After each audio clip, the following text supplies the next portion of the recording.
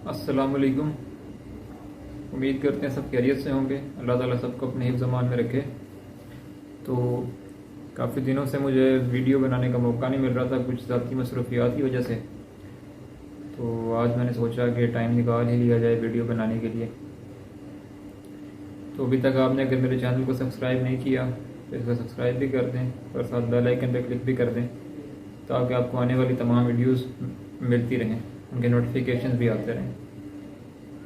तो आज की वीडियो बनाने का मकसद आपसे 2-3 बातें शेयर करना थी, क्योंकि मैं यही समझता हूँ कि अगर इंसान ने कुछ शेयर करना है दूसरे से तो उसके 2-3 ही तरीके हैं। या तो वो लिख के शेयर कर दे, या सामने आके बोल के शेयर कर दे। तो मेरा ख्याल है कि अगर सामने आके इंसान बोल के शेयर कर दे तो काफ़ी फ़ायदा हो जाता है, अगले को समझ भी सही आ जाती है और अपनी बात भी क्लैरिटी के साथ अगले बंदे तक हम पहुंचा सकते हैं। तो आज की वीडियो मैंने इसलिए बनाई कि मैंने 2-3 बातें करनी थी। मैं पिछले दिनों एक रेस्टोरेंट में खाना खाने गया हुआ था, तो वहाँ पे मैं बैठा हुआ था फैमिली के साथ खाना खाने के लिए। तो आसपास लोग भी बैठे हुए थे, काफ़ी बड़ा मशहूर रेस्टोरेंट है लाहौर का, नाम नहीं दूंगा मैं यहाँ पे। तो साथ एक हमारे 3-4 अफराद आके बैठे, मर्द हजरात। तो उन्होंने पहले ऑर्डर दिया कि फ़लाँ फ़लाँ चीज़ ला दो। असल में मैं जहाँ जाता हूँ ना, तो मैं इर्द गिर्द बहुत चीज़ें नोट करता हूँ। मैंने 3-4 चीज़ें नोट की, तो मैंने कहा कि वीडियो में शेयर कर दूँगा, क्योंकि आपको पता है कि अगर एक इंसान भी मेरी बात सुन के उस पर कोई असर हो जाएगा तो मेरा ख्याल है मेरा ये आज वीडियो बनाने का मकसद पूरा हो जाएगा। और ऊपर से मैं बैठा भी बहुत ज़्यादा गर्मी में हूँ, क्योंकि जहाँ मैं बैठा हूँ वहाँ पे ना एसी है और ना रूम कूलर है, तो पसीने भी मुझे काफ़ी ज़्यादा आ रहे हैं। लेकिन खैर, बात तो मैंने करनी है। तो मैं यही कह रहा था कि अगर एक इंसान भी इसको देख के हो जाएगा, इससे असर अंदाज हो जाएगी अगर उस पर मेरी बात, तो मेरा वीडियो बनाने का मकसद और मेरी मेहनत और मेरा गर्मी में बैठने का मकसद पूरा हो जाएगा। तो मैं शॉर्टली ये कहता हूँ कि मैं बैठा हुआ था, साथ 3-4 अफराद आके बैठे। तो उन्होंने ऑर्डर किया। अब ऑर्डर करके वो वेट करने लग गए। तो मेरा ख्याल है ऑर्डर 2-3 मिनट लेट हो गया होगा, या वो भी जल्दी में हो सकते हैं, कुछ भी फैक्ट्स हो सकते हैं। तो उन्होंने वेटर को बुलाया जिसको उन्होंने ऑर्डर दिया था। तो उसको बुला के तो उनका टोन ये था कि ओ यार, तू इतने की कर रहे हैं, काम करना है कि नहीं, तू कि चंडा खानी है। मतलब मैंने ये चीज़ नोट की, मतलब उनका जो बिहेवियर था वेटर के साथ वो बहुत ही बुरा था। तो मेरे दिल में उसी टाइम ये ख्याल आया कि मैंने कहा इस पर ज़रूर बात करूँगा जाके अपनी वीडियो में। बाकी उन्होंने बहुत फजूल वाहियात तरीके से वेटर से बर्ताव किया, गालियाँ भी दी। मतलब हुआ ये कि 2-3 मिनट ऑर्डर लेट हो गया। अच्छा, एक ये बात। दूसरा, एक तो ये तरीका हो गया जो हम वेटर्स के साथ जाके होटल्स में करते हैं ना, पता नहीं किस चीज़ की अकड़ दिखाते हैं, समझ नहीं आती। मतलब हम क्या क्या शो करना चाहते हैं हम लोग कि हम क्या हैं। एक दो जगह मैंने और देखा था वेटर्स के साथ बदतमीज़ी करते हुए लोगों को, तभी मेरे जहन में ख्याल आया था। लेकिन मैंने कहा कि इस पे वीडियो बनाऊंगा। ये मैंने फिर देखा ये वाला बिहेवियर, तो मैंने सोचा आज बना ही दूँ वीडियो। 2 दिन पहले फैमिली के साथ मैं गया हुआ था।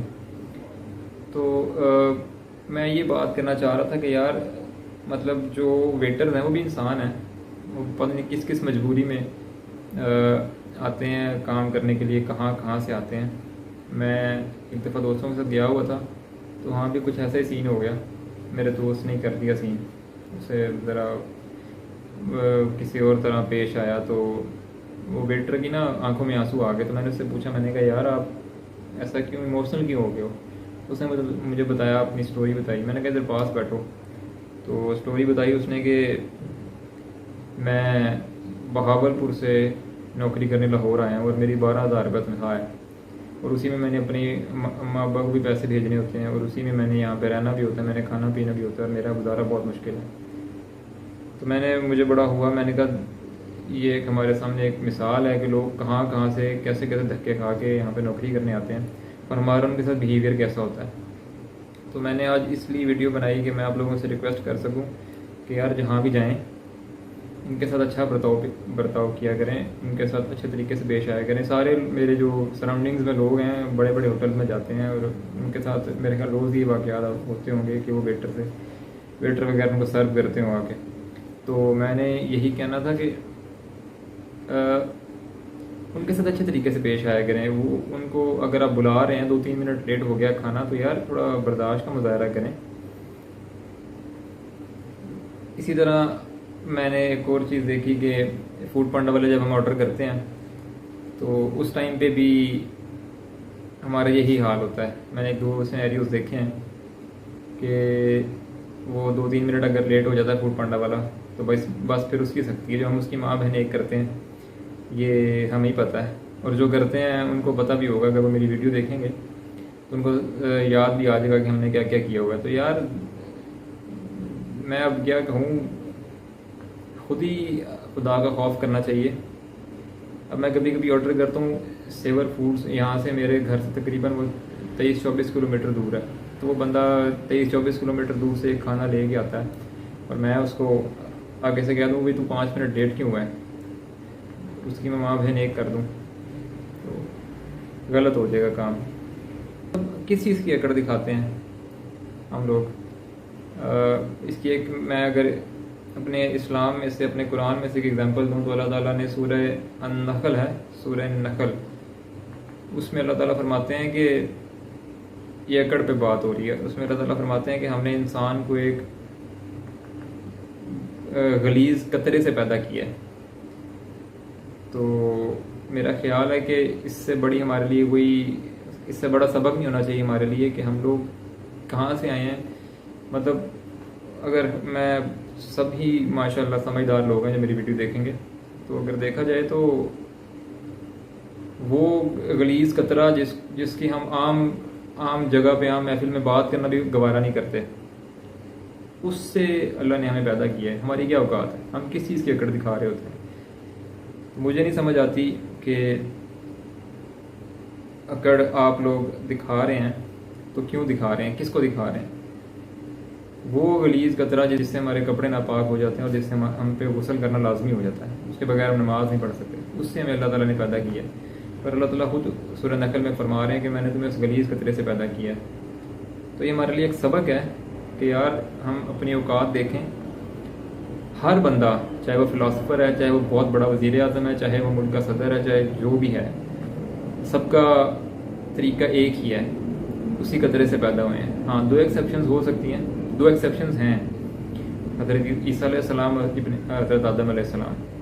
ये 2 लोग हैं जिन पे ये चीज़ नहीं है, लेकिन बाकी जितना मर्जी बड़ा बंदा देख लें, जितना मर्जी पैगंबर देख लें, वो इसी तरीके से पैदा हुआ है।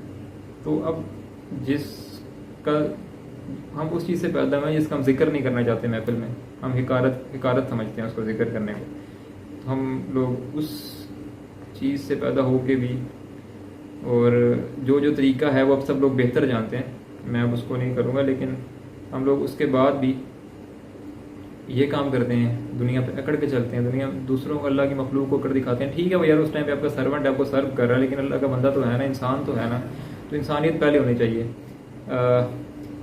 इसी तरह एक और एग्जांपल है, हज़रत उमर बिन अब्दुल अजीज़ अपने दौर के बड़े खलीफा थे। खिलाफत से पहले वो ज़मीन पे एक दफ़ा अकड़ के चल रहे थे, बड़ी शाहाना ज़िंदगी गुजारते थे वो।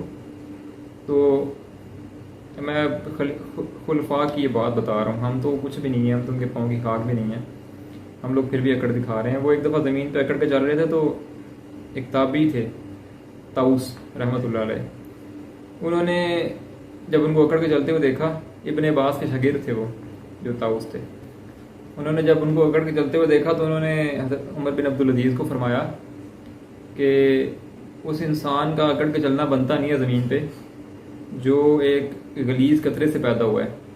और 2 दफ़ा वो शर्मगाहों से गुजारा गया हो और पेट में वो पखाने का बोझ उठा के फिरता हो और मरने के बाद वो गल सड़ के बदबूदार हो जाए। लाश को 2 दिन रख देना अगर बाहर, 3 दिन, क्यों जल्दी दफनाते हैं? इसीलिए कि उसमें बदबू पैदा हो जाती है। तो जब उन्होंने ये बातें की ना तो उमर बिन अब्दुल अजीज़ साथ ही इंकसारी से ना झुक गए नीचे। तो उन्होंने कहा ये जो तुमने बातें की है ना, ये मेरे ज़रब लगी है मेरे जिस्म पे इन बातों की। तो जब खुलफाए राशिदीन के बारे में इस तरह की बातें हो रही हैं तो हम क्या चीज़ें हैं यार, हम तो आम से गुनाहगार, बद किरदार, बदतरीन से इंसान है, गुनाहों का बोझ उठा के फिरते हैं। तो मेरे भाइयों और बहनों, ये गलत चीज़ है। मैंने कई दफ़ा ये चीज़ नोट की है। बड़े बड़े अमीर लोग आए होते हैं साथ, अपनी नौकरानियों को लेके आए होते हैं, छोटी छोटी बच्चियाँ होती हैं 14-14 साल की, उनको वो खुद खाना खा रहे होते हैं बैठ के और उनको दूर खड़ा किया होता है। तो ये कहाँ की इंसानियत है? फिर हम लोग कहते हैं जी हमारे हुक्मरान बड़े गंदे हैं। तो भाई ये भी तो जिक्र है ना कि जिस तरह की कौम होगी उस तरह के उन पे हुक्मरान मुसल्लत होंगे। तो हम लोग जब तक खुद को नहीं ठीक करेंगे तो हुक्मरानों से तो कोई हम गिला कर ही नहीं सकते। उन्होंने तो इस तरह ही होना है जिस तरह के हमारे किरदार हैं, ऊपर हुक्मरान भी उस तरह की हैं। तो मेरी अब रिक्वेस्ट है सबसे कि इस चीज़ को नोट करें। किसी भी रेस्टोरेंट में जाएं, किसी भी राइडर अगर आपका ऑर्डर लेके आ रहा है तो यार उसको अच्छे तरीके से पेश आएँ। हाँ, ये इसका मैं बताता हूँ सोल्यूशन ये हो सकता है कि जब आप कहीं रेस्टोरेंट में जाएं तो जिसको आपने ऑर्डर दिया है उसको पास बुलाएं, उसको भाई करके, सर करके, बड़े भाई इस तरह करके बुलाएं अदब से। तो कसम उठवा लें वो ऐसे आपको सर्व करेगा, आप यकीन नहीं करेंगे। और ये मैंने आजमाई हुई चीज़ है। 10 मिनट उसको पास बिठाएं, उससे हाल चाल पूछें, वो आपके बारे में ऐसा सोचने लग जाएगा कि भाई बस बाकियों को मैंने छोड़ देना है, इस बंदे को मैंने सर्व करना है, ये बंदा। क्योंकि जब किसी का ख्याल करेंगे तो आपका ख्याल करेगा ना। तो उसको प्यार से बुलाया करें, अच्छे तरीके से बुलाया करें ताकि वो भी आपको अच्छे तरीके से पेश आए। तो दूसरा, जब किसी राइडर को आप बुलाएं, ऑर्डर दें, आप राइडर आए तो ये किया करें, ये भी मेरी एक आजमाई हुई चीज़ है। अगर आप 6 बर्गर मंगवा रहे हैं तो 7 बर्गर मंगवा लें यार। 200 से 250 से 300 से कुछ फ़र्क नहीं पड़ता। जब वो आए आप अपने बर्गर उससे लें और उसको कहें कि यार ये लो, आज आप हमारे मेहमान हो, आज हमारी तरफ से आपको। तो कसम से उसकी सारे दिन की थकावट उतर जाएगी। मैंने ये चीज़ आजमाई हुई है और मैंने उनकी आंखों में जो खुशी देखी है, हालांकि वो उनके लिए, हमारे लिए वो क्या चीज़ है, 250 का बर्गर, 300 का बर्गर, उनके लिए वो मैं कहता हूँ कि सोने के बराबर है वो चीज़। तो रिक्वेस्ट यही है आप लोगों से कि जब भी जाएं इनसे अच्छे तरीके से पेश आएँ और ख़ुद भी अपनी आखिरत भी ठीक करें, दूसरों की आखिरत भी ठीक करें। और मेरी कोई बात बुरी लगी हो तो माजरत। मैंने तो अपनी तरफ से एक पैगाम देने की कोशिश की है कि अल्लाह ताला मेरे ज़रिए कोई एक बंदा भी ठीक हो जाए तो मैं कहता हूँ कि मेरा मकसद पूरा हो जाएगा वीडियो बनाने का। तो रिक्वेस्ट यही है, जहाँ जाएं अच्छे तरीके से पेश आएँ। अब फैमिली बैकग्राउंड भी अपना ऐसे शो करें कि आप एक अच्छे फैमिली बैकग्राउंड से आप हैं, आपका फैमिली बैकग्राउंड बहुत अच्छा है। तो ना किसी को गाली दें, ना किसी को बुरे तरीके से बुलाएं, अच्छे तरीके से बुलाएं, अच्छे तरीके से पेश आएँ। यकीन करें, आजमा के देख लें, वो भी आपसे बहुत अच्छे तरीके से पेश आएगा। तो बाकी वीडियो काफ़ी देर बाद बनी, मैं काफ़ी मसरूफ़ हो गया था। तो इंशाल्लाह वीडियोस आती रहेंगी। आप लोगों से ही दरख्वास्त है कि मेरे चैनल को सब्सक्राइब करें, लाइक करें, कमेंट करें और शेयर भी कर दें ताकि कोई आपके अगर सराउंडिंग्स में भी लोग हैं तो वो भी इसको सब्सक्राइब कर दें। बाकी इतनी ही बात करनी थी आज। फिर हाँ, अगर कोई और मैंने चीज़ नोट की अपने, मैं जो चीज़ नोट करता हूँ, अब इंशाल्लाह जो मैं चीज़ नोट करूँगा उसको मैं ज़रूर अपना आपके सामने बोलूँगा भी आके, और आपसे रिक्वेस्ट भी करूँगा कि आप लोग उसको सही करें। तो उम्मीद यही है कि कोई बात आपको बुरी नहीं लगी होगी। अगर बुरी लगी तो फिर भी माजरत। तो आज की वीडियो को यहीं पे ख़त्म करते हैं। अपना ख्याल रखिएगा, दुआओं में याद रखिएगा। बहुत सारा प्यार। अल्लाह हाफ़िज़।